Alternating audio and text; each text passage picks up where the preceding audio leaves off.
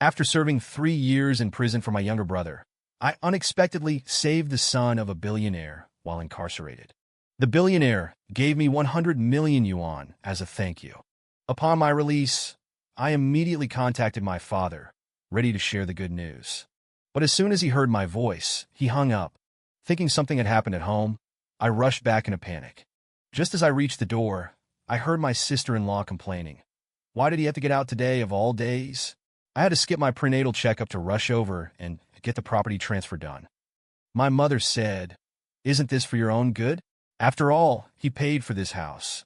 He's been in prison, so he'll probably have a hard time finding a job. What if he just leeches off us and refuses to leave?" My sister-in-law snorted. "When he gets here, tell him to rent a place. I'm not living with an ex-con." Hearing their conversation, my hand, which had been about to knock, trembled uncontrollably. My heart, which had been filled with longing for my family, instantly plummeted. Even though it was June, I felt like I was trapped in an ice cave. The door in front of me, the door I had yearned for every day and night in prison for 3 years, suddenly felt like the edge of a cliff. I stood there for a long time, frozen. My parents were biased towards my younger brother, but he had always been very close to me. I went to prison to take the blame for him. He couldn't possibly want to kick me out, right? Thinking this, I finally knocked on the door.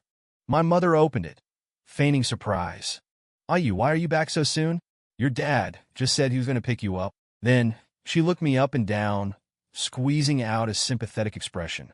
"Oh, you've suffered these past few years. You've lost so much weight." If only I hadn't heard her conversation at the door. If only those words of concern had been genuine. With a hint of bitterness, I said, "It's okay. It's easy to get a taxi these days." As I spoke, I walked into the house. My sister-in-law immediately came over and sprayed me with alcohol, practically emptying the entire bottle on me. "Don't overthink it. I'm just getting rid of the bad luck." She said not to overthink it, but her face was filled with undisguised disgust. She was disgusted that I was an ex-con, but she seemed to have forgotten. I went to prison for her and my brother. I didn't say anything and headed straight for my room. "Don't bother looking. There's no room for you here." I had only taken 2 steps when my father spoke. He was sitting on the sofa, smoking, the ashtray overflowing with fresh cigarette butts. It seemed my arrival had caused him great distress. I stopped and looked at him. "Dad, I only served 3 years. I didn't die. Don't I even deserve a room in this house?" My father stubbed out his cigarette and said righteously, "There are so many people in this family. How can we all fit into just a few rooms?" I didn't argue with him and instead asked, "What about Zhang Hao? Does he feel the same way?" At that moment, my younger brother, Zhang Hao, came out of the bathroom, looking at me with a slight awkwardness. "Bro, Lin is 2 months pregnant. If you live here, there really isn't enough space. But don't worry, you're my brother. You come first. If you really want to live here, I'll give you the baby's room that we've already decorated." My brother seemed agreeable. I nodded and said directly, "Okay, since there are still 8 months before the baby is born, I'll stay for a while." Hearing this, my brother's expression instantly stiffened. He moved his lips, wanting to say something, but hesitating. My sister-in-law couldn't stand it anymore and rushed over, yelling at me, "How can you be so selfish? Can't you see there's no room here? And you have the nerve to take our baby's room? You're so shameless." I was so angry I almost laughed. I looked at her and retorted, "We used to all fit before. I just went to jail, and the baby isn't even born yet. How can we suddenly not fit? Also, have you forgotten? I paid for this house in full." My father slammed his hand on the table and roared, "Zhang Yu, what kind of attitude is that? You think you're so great just because you bought a house? You come straight to us demanding the house as soon as you get out of prison?" I said, disappointed. "Am I demanding the house back from you? You're the ones who won't even give me a room to live in. I told you from the beginning, there's no room for you here. If you need a place to stay, go rent one yourself. We don't owe you anything, so you don't owe me anything." Who was it that cried and begged me to take the blame for my brother?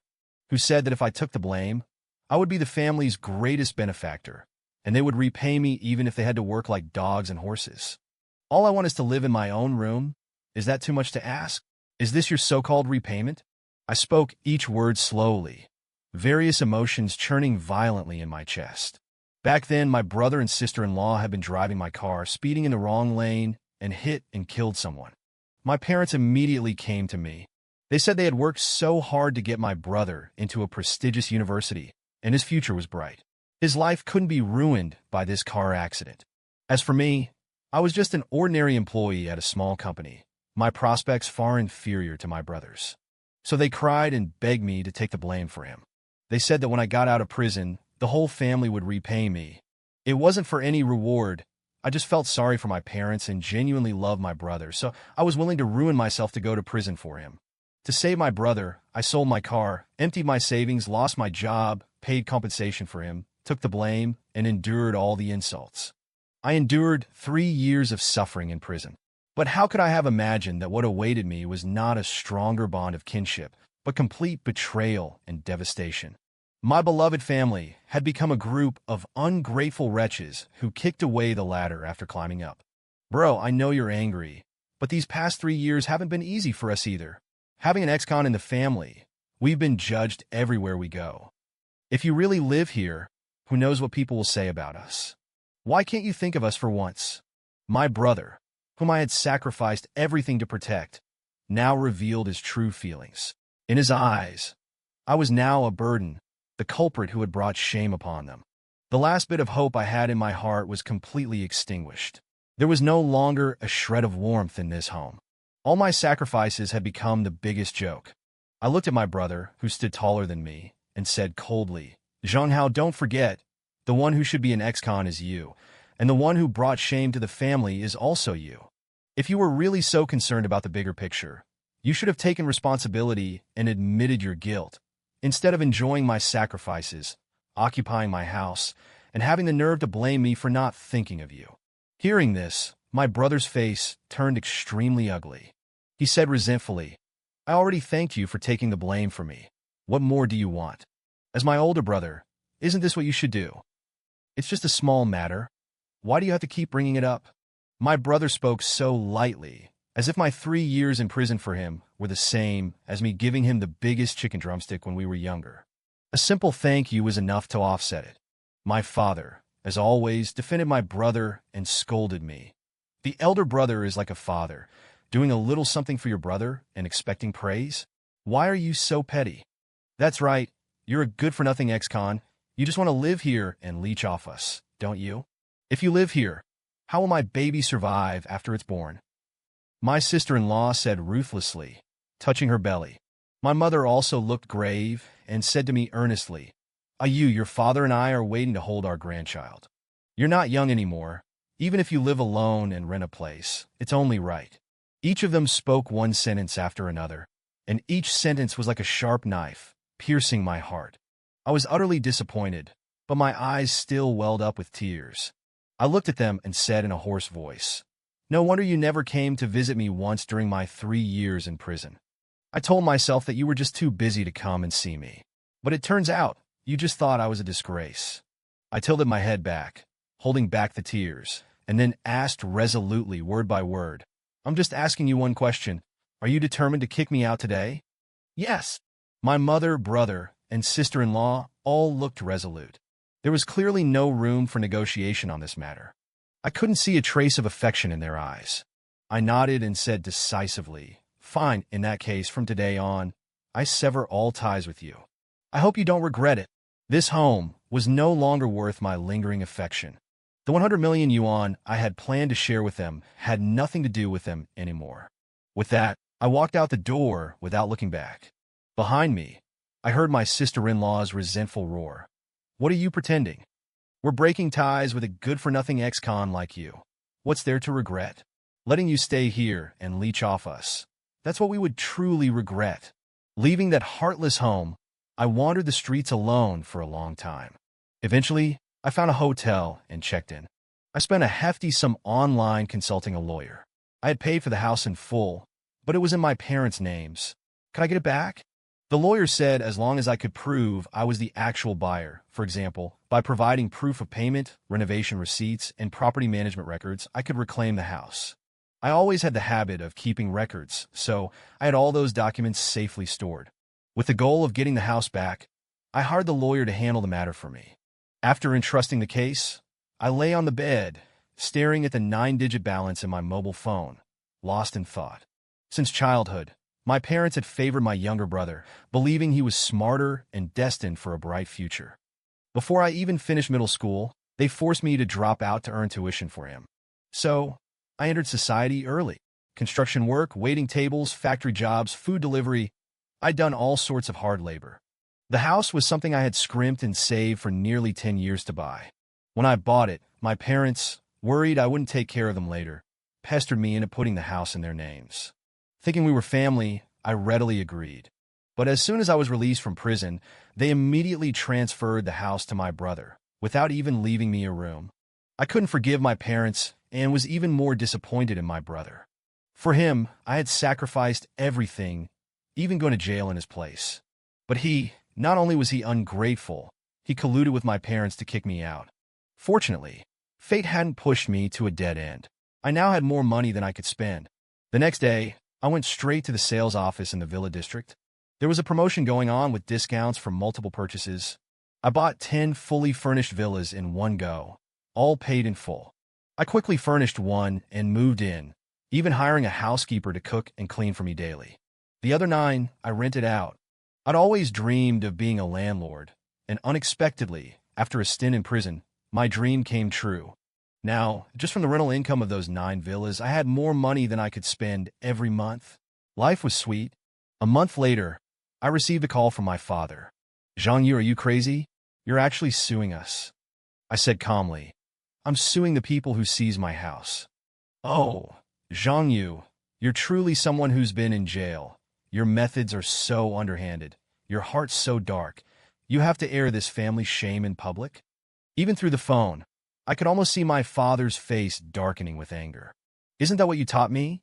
Hearing this, my mother also started yelling on the other end. "Jean-Yu, even if you get the house back, so what? Don't forget, your brother is now working at a big company, earning over $10,000 a month. And you? You're just an ex-convict who can't even find a job. Your livelihood is a problem. You'll eventually have to rely on your brother. Are you sure you want to tear the family apart for a house? I want this house back, not because I need it, but because I don't want you ungrateful wolves living in it." Ignoring my parents' ranting, I hung up. Just as I put away my phone, there was a knock on my door. I opened it to find a very attractive young woman standing outside. "Hello, landlord. I'm the tenant of Villa Number 2. My name is Su Wanwan." I vaguely remembered her. She was the first to rent a villa from me. The transaction was smooth. She liked the villa and signed the contract on the spot. Looking at her, I asked, puzzled, "Is there something I can help you with?" She twirled her hair, a little embarrassed. "It's like this. I'm having a class reunion at my place, and my old classmates have all heard that there's a tycoon landlord here who bought 10 villas in one go, so they all want to meet you. I came to ask if you could do me a favor and come to my party." As she spoke, Su Wanwan blushed, her face charming. Since we weren't close, my first reaction was to refuse. But looking at her pleading eyes, I couldn't bring myself to say no. Seeing my hesitation, Su Wanwan clasped her hands together and pleaded, "Landlord, please agree. I've already bragged to my classmates, saying that I know you well and that I could definitely bring you over to impress them. Just help me out. Don't let me lose face, okay? My biggest weakness is that I'm a sucker for a soft approach. Once someone asks me for a favor, I find it hard to refuse. All right, I'll be there later." Seeing that I finally agreed, Su Wanwan immediately brightened up. "Great! I'll be waiting for you at the villa." After Su Wanwan left, I changed out of my pajamas, put on a suit, and knocked on her door. I just didn't expect the person who opened the door to be my brother's wife. My brother was right beside her. "Jean-Yu, you're actually following us here?" My sister-in-law frowned and yelled as soon as she saw me. "You know each other?" Su Wanwan came over, looking at me and my sister-in-law in confusion. "Wanwan, this is the person I was just complaining about, my husband's ex-convict brother. He's so old and still wants to squeeze into our baby's room and freeload, so shameless." Hearing her say this, the other people in the villa gathered around, all scrutinizing me with complex expressions. My sister-in-law became even more emboldened, looking down on me and saying, "Get out. This is a luxury villa area.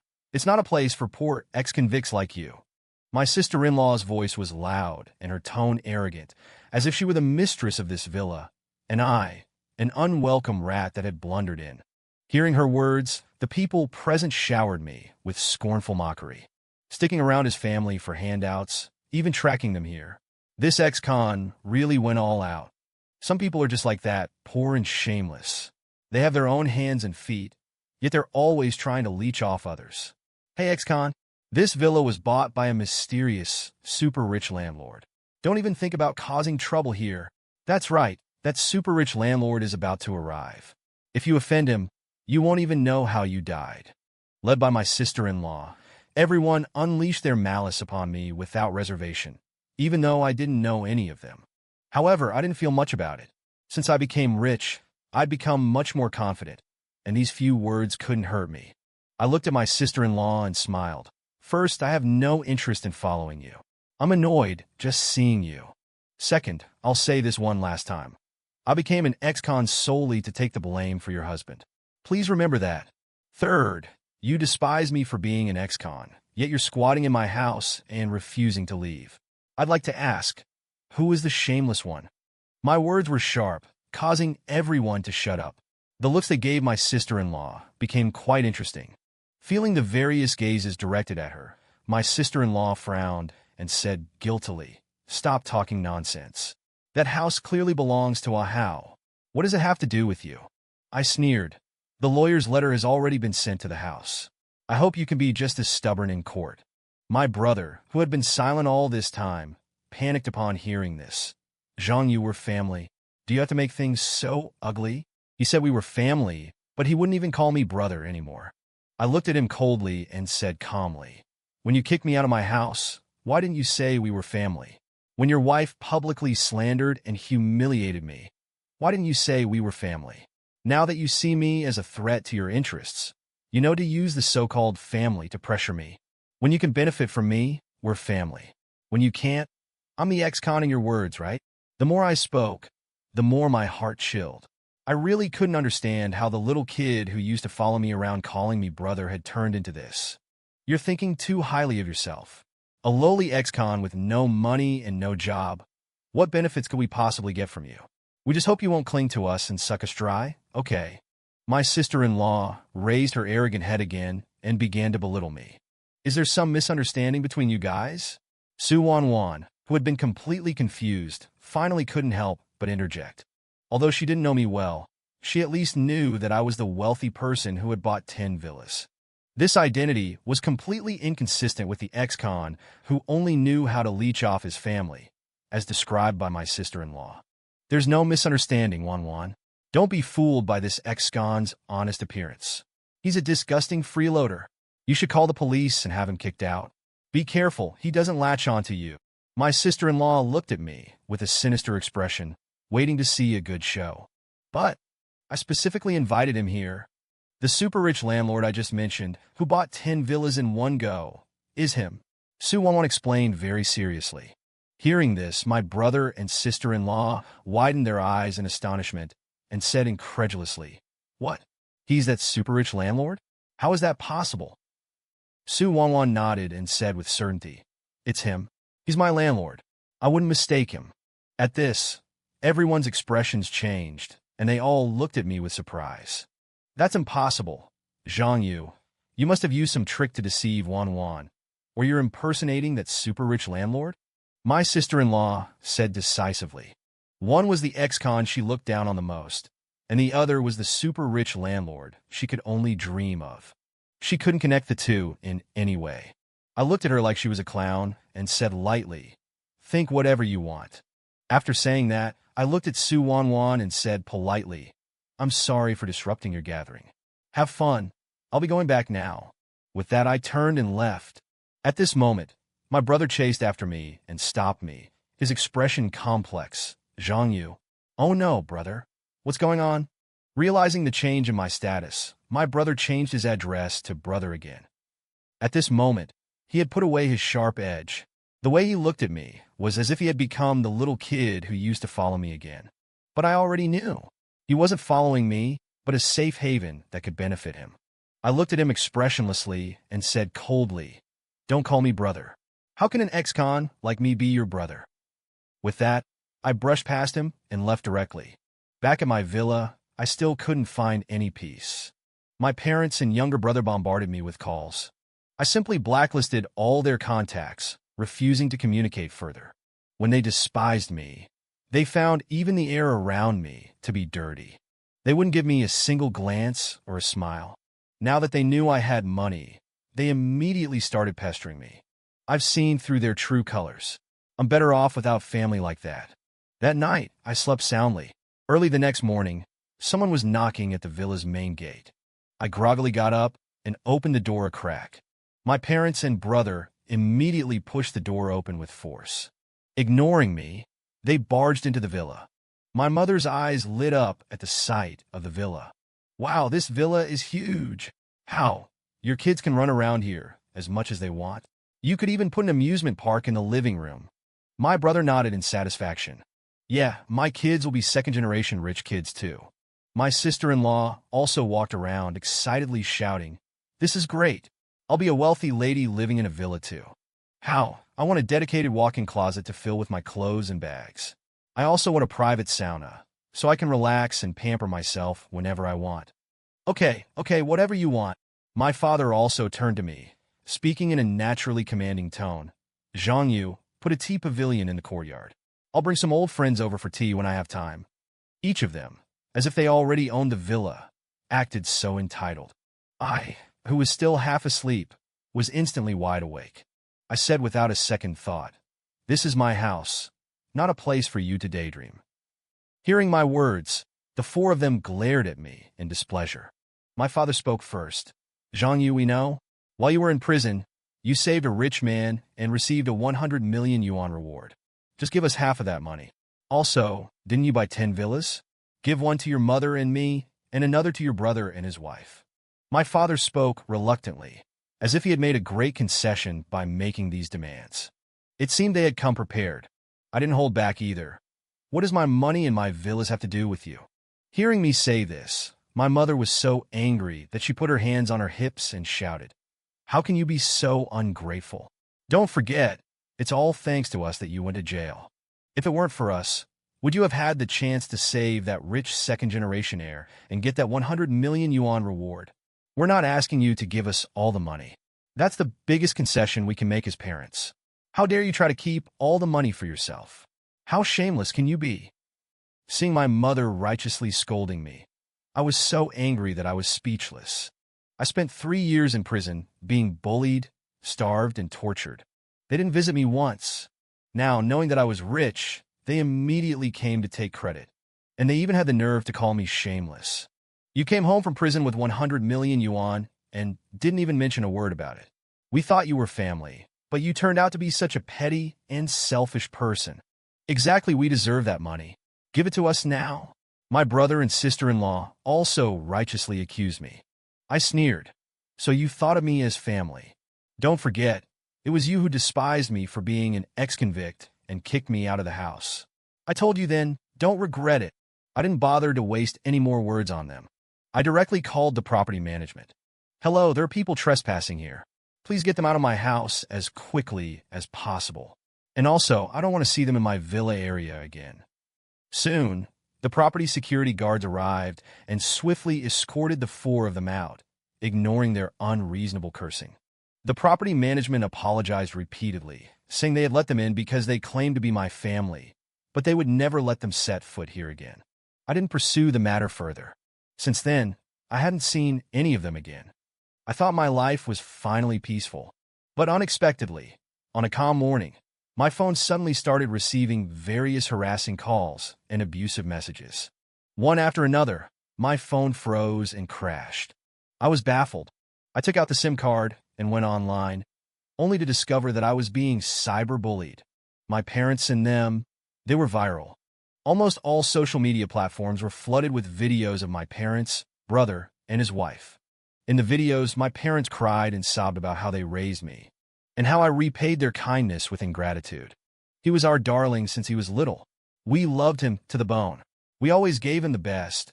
Even if we had to go hungry for a few meals, we would buy him his favorite chicken drumsticks. We finally raised him to adulthood, and as soon as he became successful, he immediately kicked us out. He already has 10 villas, but he still kicked us out of our small house.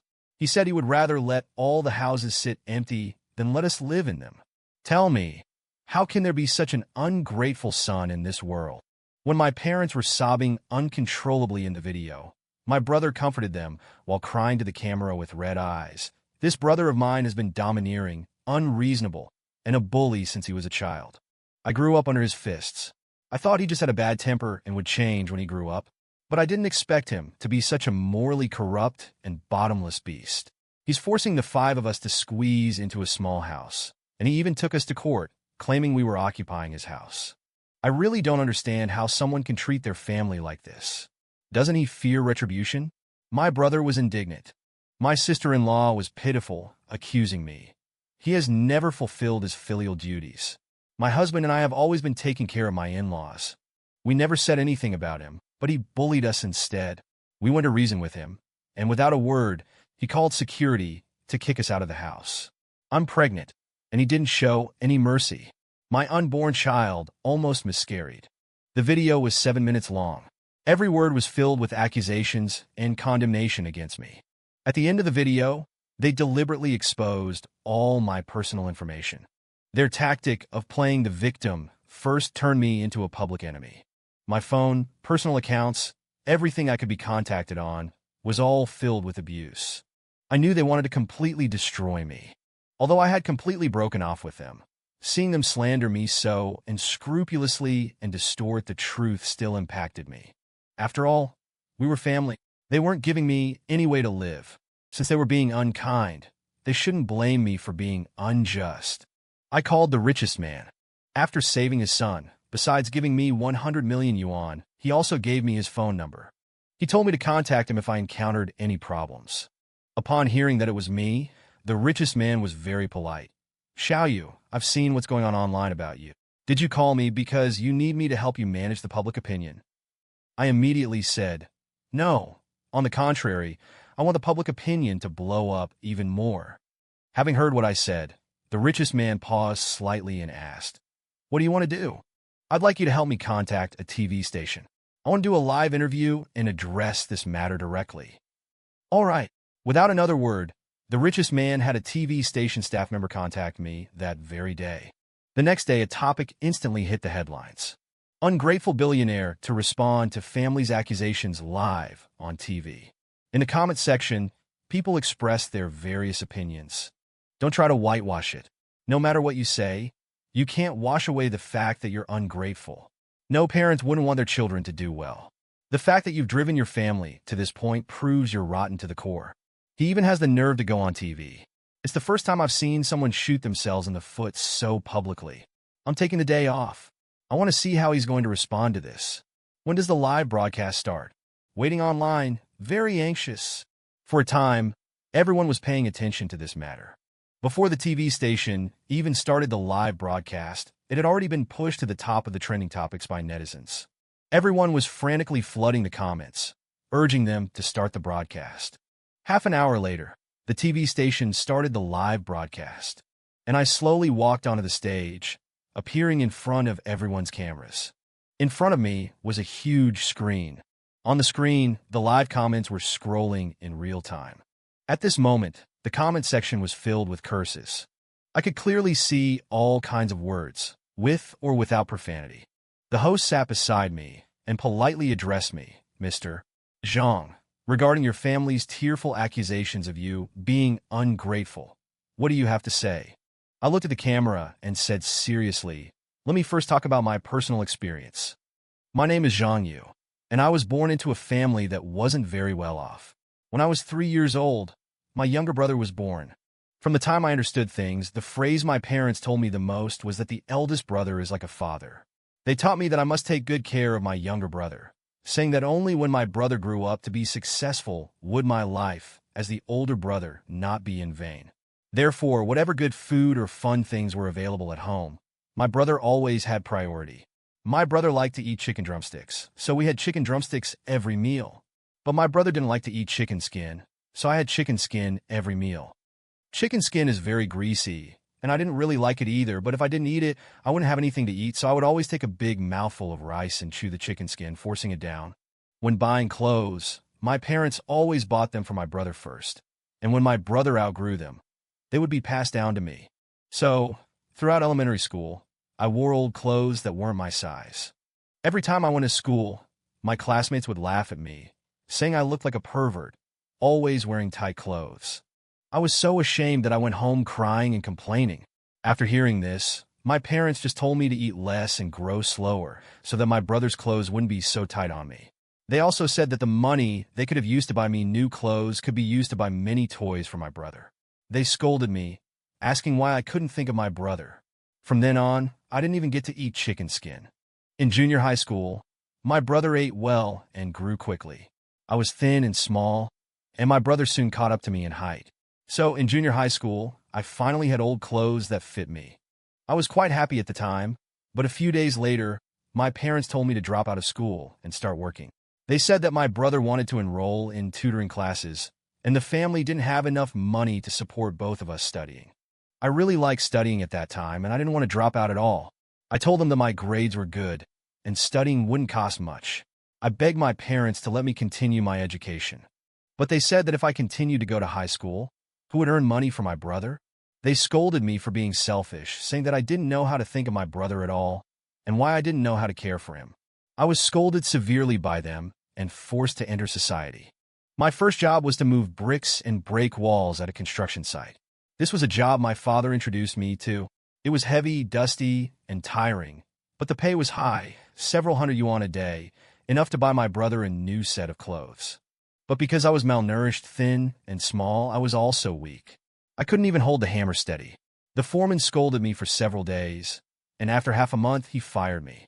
The day I was fired, I took the money I had earned home and was beaten by my father for half an hour. He angrily scolded me for being useless, saying that as a man, I couldn't even do hard labor. My mother counted the money and gave 500 yuan to my brother, telling him to eat well at school. Then she gave me 100 yuan and told me to prepare a birthday gift for my brother's birthday in a few days. The subsequent jobs were all found by myself. I delivered food, waited tables, worked in factories, repaired cars. I did all kinds of jobs.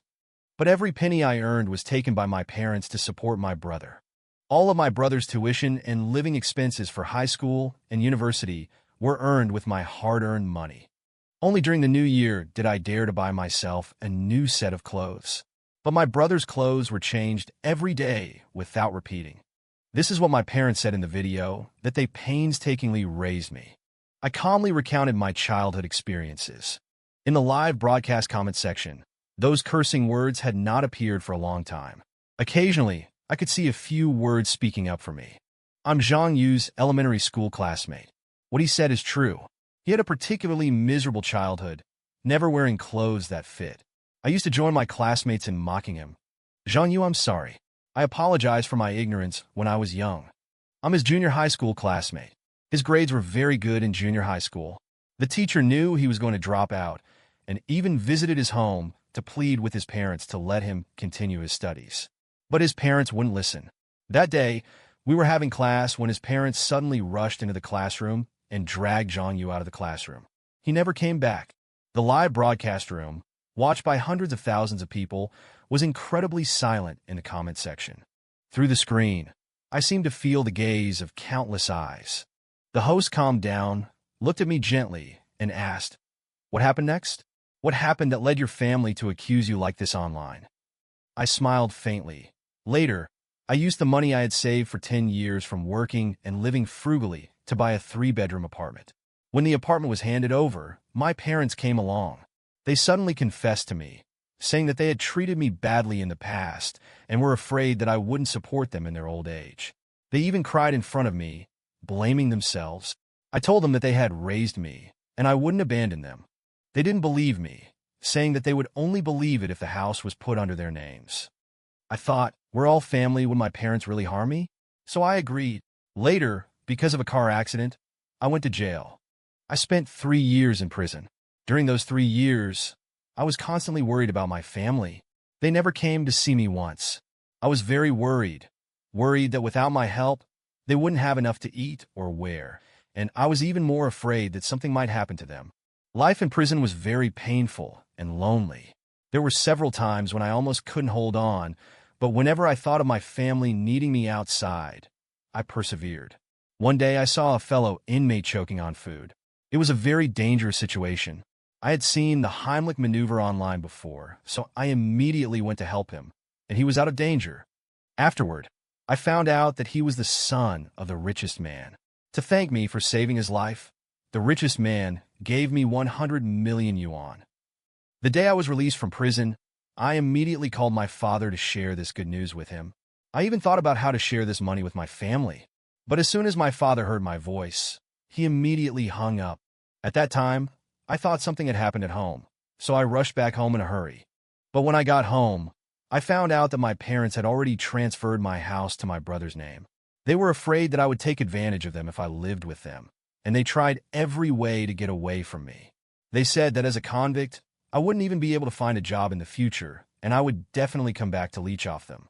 I had sacrificed so much for them over the years, and they turned a blind eye. As soon as they saw that I was down and out and needed help, they treated me like the plague. From beginning to end, they didn't even give me a smile.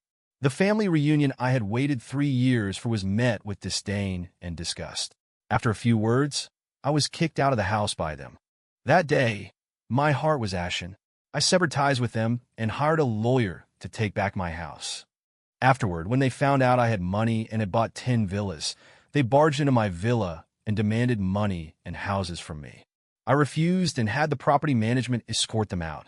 During the whole process, I didn't touch them once, and the property management was very polite and careful.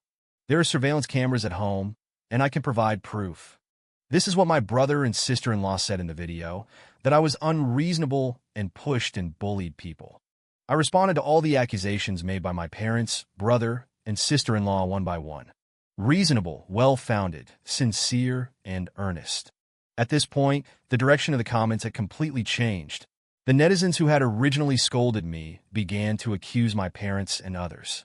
And I continued to say, seriously, the biggest stain on my life is the 3 years I spent in prison. That was also the biggest mistake I made in my life. But my mistake was not causing that car accident, but lending the car to my brother to drive. And after he had the accident, taking the blame for him and being unjustly imprisoned. Hearing this, the entire screen of comments was filled with a series of question marks. Amidst everyone's doubts, I took out a memory card that I had prepared in advance. This is the memory card from my car's dashcam. It clearly recorded the entire process of that car accident. After saying that, I handed the memory card to the host and asked her to play it publicly. In the dashcam footage, the voices of my brother, who was in the driver's seat, and my sister-in-law, who was in the passenger seat, could be heard clearly. After driving for a while, my brother and sister-in-law began to play around in the car. While they were talking and laughing, the car made a left turn and drove into the oncoming lane. They were completely unaware of this and continued to play around. The speed of the car even increased. Even though there was clearly a pedestrian in front, the car still crashed straight into him. It wasn't until the pedestrian was knocked down that their playful voices completely stopped. Seeing this, everyone in the comments section started to curse. After the dashcam footage finished playing, I spoke again. After the car accident, my parents immediately came to me, crying and begging me to take the blame for my brother. They said that my brother had finally gotten into a prestigious university and had a bright future ahead of him, which shouldn't be ruined by this car accident. But I was just an ordinary company employee, destined to be mediocre for the rest of my life.